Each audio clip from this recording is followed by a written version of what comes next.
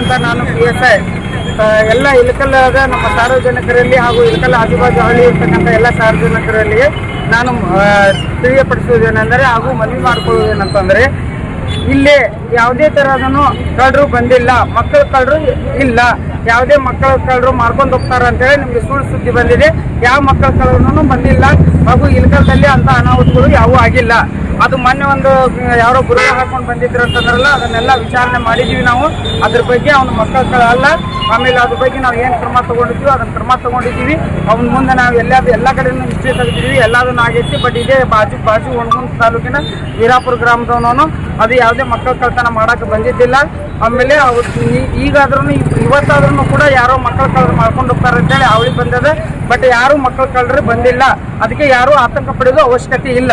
ಅದಕ್ಕೋಸ್ಕರ ನಾ ಇಳಕಲ್ ಸಾರ್ವಜನಿಕರಲ್ಲಿ ಬೇಡ್ಕೊಳ್ಳೋದು ಇಷ್ಟೇ, ನಾನು ಯಾರೂ ನೀವು ಇದಕ್ಕೆ ಆತಂಕ ಪಡ್ಕೊಳ್ಳೋಕೆ ಹೋಗಬೇಡಿ, ಯಾರೂ ಹೆದರ್ಕೊಳ್ಳೋಕೆ ಹೋಗಬೇಡಿ.